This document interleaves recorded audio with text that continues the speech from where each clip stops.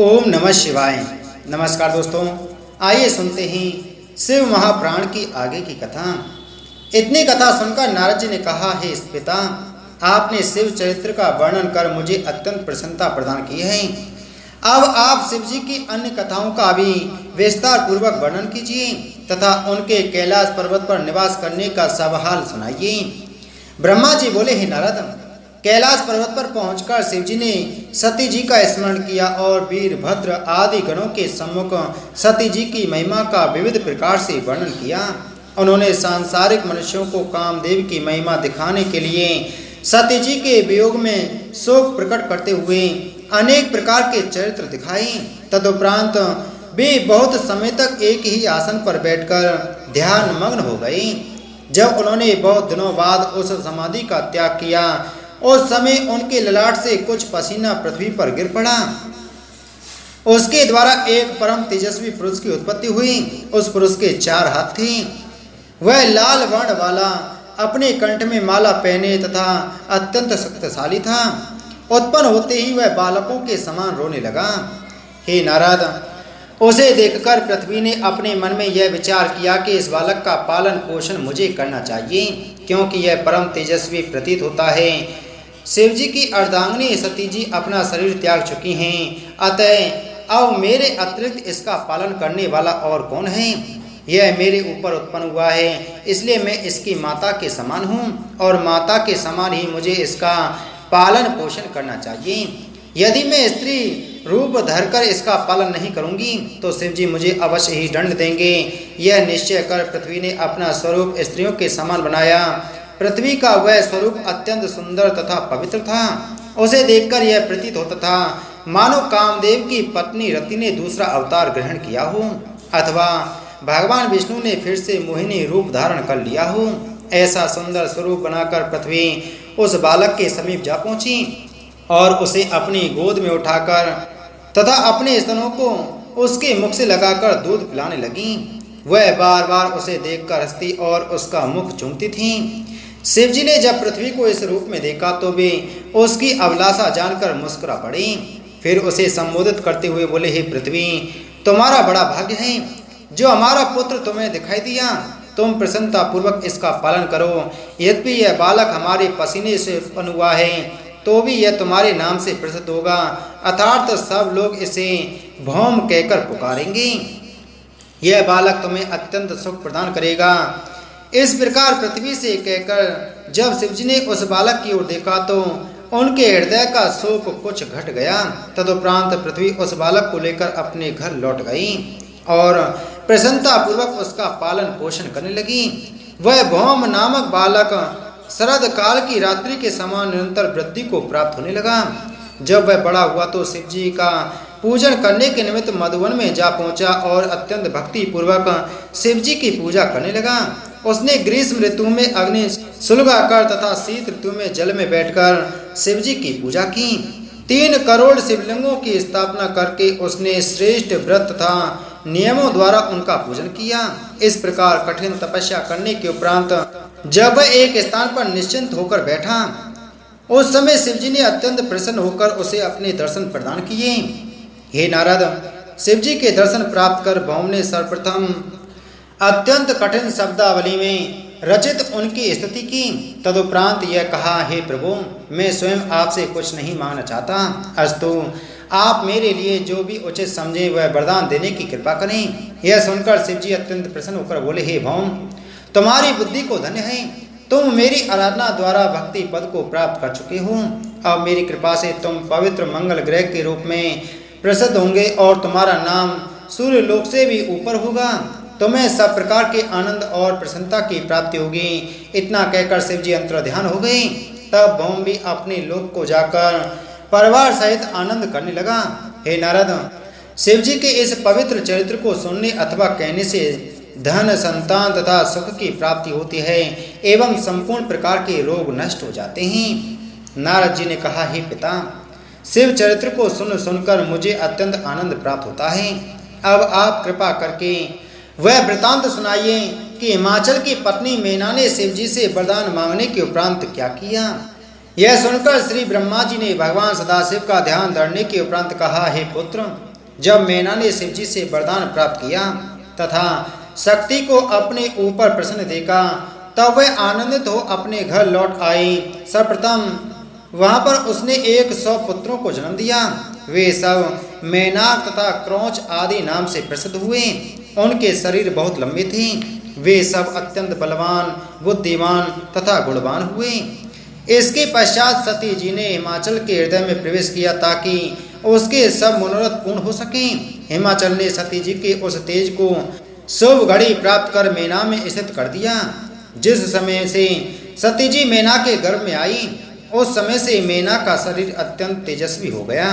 उस गर्भ को धारण कर मेना ऐसी सुंदर तथा तेजस्विनी हो गई जैसी पहले कभी नहीं थी। हिमाचल की यह अवस्था थी कि वे बारंबार मेना के निकट पहुंचते तथा मेना की सखी सहेलियों द्वारा यह पूछ पाते कि उसे किसी वस्तु की आवश्यकता तो नहीं है।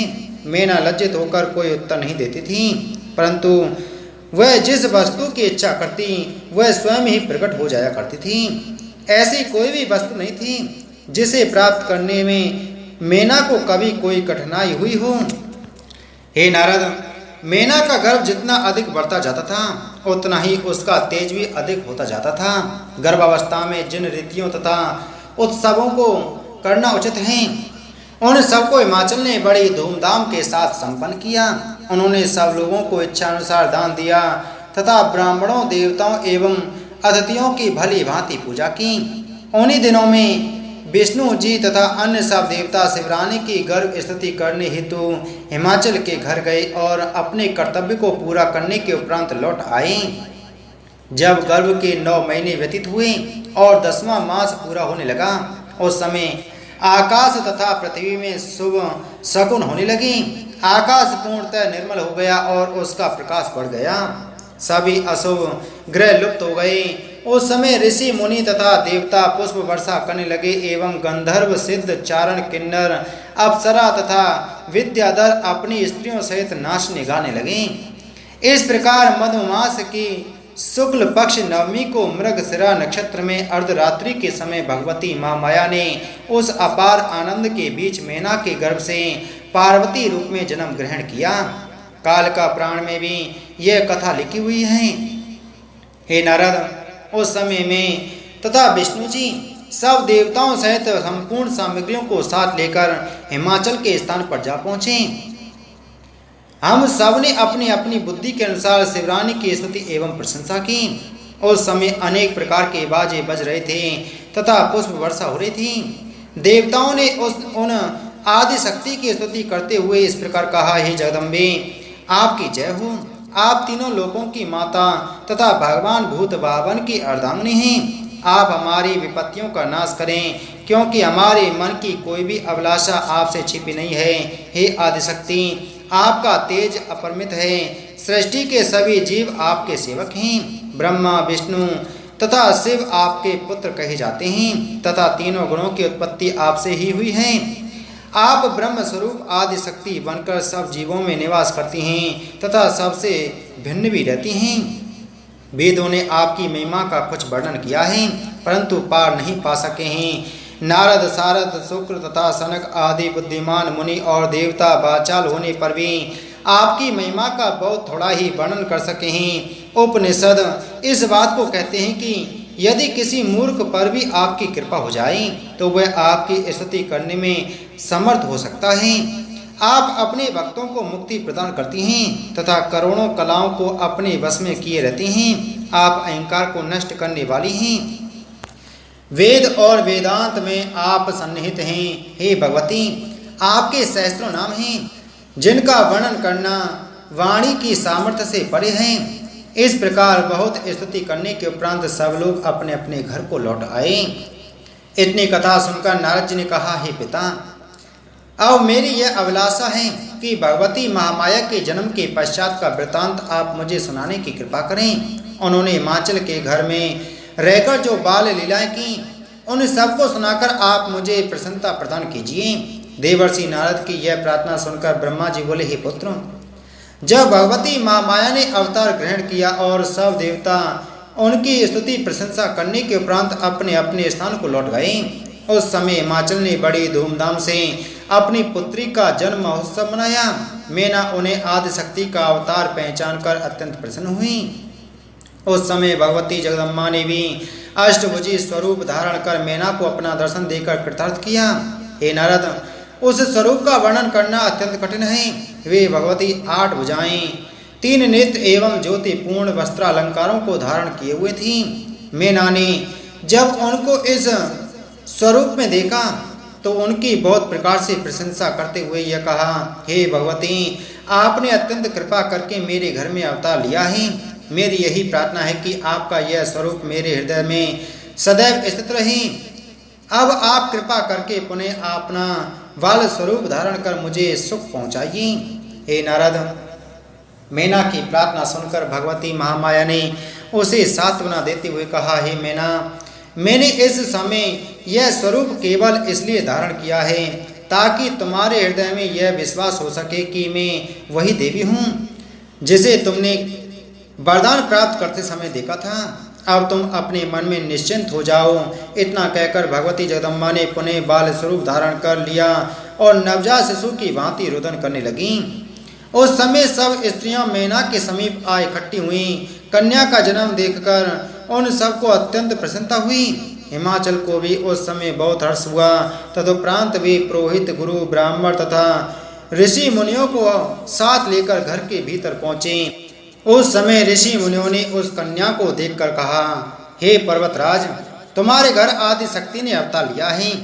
यह सुनकर हिमाचल ने अत्यंत प्रसन्न हो ब्राह्मण तथा भिक्षुकों को बहुत सा धन दान में दिया।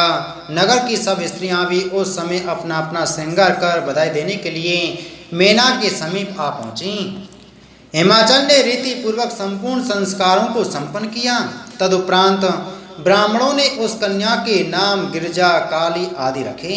हे नारद, बाल स्वरूपा शिवरानी ने संसारी बालिकाओं की भांति ही अनेक चरित्र करके माता पिता को प्रसन्न करना आरंभ किया। ज्यों ज्यों उसकी आयु बढ़ती जाती थी, वे विविध प्रकार के चरित्रों द्वारा सबको प्रसन्नता प्रदान करती थीं। वे कभी गोद में लिपट कर मुस्कुराती, कभी अपनी तोतली वाणी से ऐसी बातें कहती थीं जिनको सुनकर माता पिता को अत्यंत प्रसन्नता प्राप्त होती थी। कुछ समय में ही उन्हें उमा, शिवा आदि नामों से भी पुकारा जाने लगा। बड़ी होकर जब उन्होंने तपस्या करने के लिए वन में जाने का विचार किया, उस समय मैना ने चिंतित होकर उन्हें नहीं जाने दिया। पर्वतराज हिमाचल यद्यपि अनेक संतानों के पिता थे तो भी उनका सबसे अधिक प्रेम गिरजा पर ही रहता था। गिरजा दिन प्रतिदिन चंद्रमा की कला की भांति बढ़ती जाती थी। कभी वे कौड़ियों का खेल खेलती और कभी गंगा जी के जल में विहार किया करती थी। संसारी रीति के अनुसार उन्होंने विद्या अध्ययन भी प्रारंभ किया और कुछ ही समय में संपूर्ण विद्याओं में निधान हो गईं। हे नारद, बाल्यावस्था व्यतीत हो जाने पर जब उन्होंने युवावस्था में प्रवेश किया, उस समय की उनकी सुंदरता का वर्णन किसी भी प्रकार नहीं किया जा सकता। वे ऐसी अनन्य स्वरूपा थीं कि उन्हें उत्पन्न करने के पश्चात में उन जैसी सुंदरता अन्य किसी भी प्राणी को प्रदान नहीं कर सका। मानव गिरजा को उत्पन्न करने के पश्चात मेरा सृष्टि रचना का संपूर्ण परिश्रम सफल हो गया हूँ। जिन लक्ष्मी जी को मैंने अत्यंत प्रेम पूर्वक समुद्र से निकाला था, उन्हें भी गिरजा के समान कहते हुए मुझे लज्जा का अनुभव होता है। गिरजा के समान अन्य किसी को न पाकर मैं उन्हें केवल निरूप में कहकर ही मौन हो जाता हूँ। तीनों लोकों में उन जैसी स्त्री अन्य कोई नहीं है। मेरी पत्नी तो किसी भी प्रकार उनके समक्ष नहीं ठहर सकती। लक्ष्मी में चंचलता का अवगुण है, अतः उन्हें गिरजा के समान नहीं कहा जा सकता। रति तथा भगवान विष्णु के मोहिनी रूप की महिमा भी उनके सौंदर्य के समक्ष नहीं ठहर पाती। इसलिए यही कहना उचित है कि वे अपनी उपमा आप ही थीं। सूत जी ने कहा, हे ऋषियों, इतनी कथा सुनकर नारद जी ने ब्रह्मा जी से कहा, हे पिता, जिस प्रकार आपने भगवती गिरजा की सुंदरता का वर्णन किया, उसी प्रकार उनके विवाह का चरित्र भी मुझे सुनाने की कृपा करें। ब्रह्मा जी बोले, हे नारद, शिवजी तथा शिवरानी की लीलाएं परम आश्चर्यजनक हैं। वे तीनों लोकों के स्वामी हैं, अतः तुम्हें उचित है कि तुम संदेह रहित होकर उनकी संपूर्ण कथाओं में विश्वास रखो। अब मैं तुम्हें उनके विवाह का चरित्र सुनाता हूँ। कुछ लोगों का यह कहना है कि गिरजा का विवाह स्वयंवर के रूप में हुआ, परंतु कल्प वेद के अनुसार गिरजा के विवाह की कथाएं अलग अलग प्रकार से हैं। एक कथा यह है कि शिवजी दिगंबर वेश में भिक्षुक स्वरूप धारण कर हिमाचल के द्वार पर विवाह करने के लिए आए थे। उस समय वे बैल पर आरूढ़ थे और शुक्र तथा शनिश्चर नामक देवता उनके साथ थे। अन्य देवता उनके साथ तो थे, परंतु वे प्रत्यक्ष दिखाई नहीं देते थे। अस्तु इस प्रकार विवाह के निमित्त पधार कर सर्वप्रथम शिवजी ने हिमाचल के अहंकार का नाश किया। तदुपरांत वे बारात सजाकर विवाह करने को पधारे और गिरजा को अंगीकार किया। हे नारद, कुछ आचार्यों का कहना है कि शिवजी ने गिरजा की तपस्या से प्रसन्न होकर उनके साथ विवाह करना स्वीकार किया और बारात लेकर हिमाचल के घर जा पहुँचे।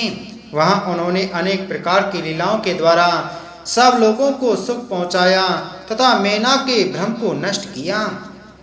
इन अनेक प्रकार की कथाओं का कारण एक तो कल्पवेद है और दूसरा यह है कि शिवजी के प्रति जिसकी जैसी प्रीति होती है उसे वैसा ही चरित्र दिखाई देता है। अस्तु बातों पर किसी प्रकार की शंका अथवा विचार करना ठीक नहीं है। सर्वप्रथम मैं स्वयंवर कथा का वर्णन करता हूँ, जिसमें विष्णु के गणों तथा देवताओं की बुद्धि कुंठित हो गई थी। वह कथा इस प्रकार है। एक दिन हिमाचल ने यह देखा कि गिरजा युवावस्था को प्राप्त हो चुकी है। तब उसने अपने भाई बंधुओं को बुलाकर यह कहा कि तुम लोग गिरजा के अनुरूप किसी देवता को देखकर उनके साथ गिरजा का विवाह कर दो, क्योंकि पिता का धर्म यही है कि वह अपनी पुत्री के युवा हो जाने पर किसी श्रेष्ठ वर के साथ उसका विवाह करके अपने ऋण से वो ऋण हो जाए। उन्हीं दिनों मैना ने भी हिमाचल को अपने निकट बुलाकर कहा कि हे पति, गिरजा युवावस्था को प्राप्त हो चुकी है, अस्तु आप उसके लिए कोई श्रेष्ठ वर ढूंढें। उन्होंने यह भी कहा कि गिरजा मुझे अत्यंत प्रिय है, अतः इसके लिए कोई ऐसा योग्य वर ढूंढें जो सब प्रकार से प्रशंसा का पात्र हो। हे नारद, मैना की बात सुनकर हिमाचल अत्यंत प्रसन्न हो घर से बाहर निकले और राजसभा में पहुंचकर मंत्रियों से इस प्रकार कहने लगे, हे मंत्रियों, आप मेरी पुत्री के योग्य किसी उचित वर की तलाश करें। उस समय मंत्रियों ने यह सम्मति दी, हे राजन, राजकन्या के विवाह के लिए आप ऐसे स्वयंवर का आयोजन करें जिसमें ब्रह्मा विष्णु आदि सभी दिक्पाल भी सम्मिलित हों। सर्वप्रथम आप उस स्वयंवर के समय गिरजा को प्रत्येक विवाह इच्छु पुरुष के नाम गुण आदि के संबंध में सूचित करें, तदुपरांत उसका स्वरूप दिखाएं। उस समय गिरजा जिसके कंठ में वरमाला डाल दें, उसी के साथ गिरजा का विवाह कर दिया जाए। मंत्रियों के इस सम्मति को सुनकर हिमाचल को अत्यंत प्रसन्नता हुई। तब उन्होंने स्वयंवर की तिथि निश्चित कर सब लोगों के पास निमंत्रण पत्र भेज दिए। हे नारद, गिरजा के स्वयंवर का समाचार प्राप्त कर सभी देवता हिमाचल के नगर में जा पहुँचे। मैं विष्णु जी, इंद्र, सूर्य, चंद्रमा, अग्नि तथा अन्य दिक्पाल भी अपनी अपनी बारात सजाकर बड़ी धूमधाम से हिमाचल के यहाँ गए। हे नारद, हम सब लोगों को देखते ही हिमाचल ने अगवानी करते हुए सबका अत्यंत आदर सत्कार किया। तदुपरांत स्तुति एवं प्रशंसा करके रहने के लिए श्रेष्ठ निवास दिया। उसने अन्य सब देवताओं की भी बहुत सेवा की। जब हम लोग स्वयंवर स्थल में जा पहुँचे तो उस विचित्र मंडप को देखकर हमें अत्यंत आनंद हुआ। हम लोग परस्पर बातें करते हुए कहने लगे, देखें आज गिरजा किस पर प्रसन्न होती हैं और किसे उनके साथ विवाह करने का सौभाग्य प्राप्त होता है। कोई कहता वे विष्णु जी को स्वीकार करेंगी, तो कोई अन्य देवता का नाम लेता था। बीच बीच में सब लोग यह भी कहते जाते थे कि गिरजा का विवाह जिसके साथ होगा उसी को हम सब अपने से उत्तम और प्रधान पुरुष समझ लेंगे। वे लोग जो विवाह देखने की इच्छा से आए थे कह रहे थे कि हम तो गिरजा का विवाह देखने आए हैं, अतः उनका विवाह किसी के साथ क्यों ना हो, हम तो उस आनंद को देखकर ही कृतार्थ हो जाएंगे। इसी के साथ आज की शिव महापुराण की कथा संपूर्ण हुई। बोलो शिव शंकर भगवान की जय।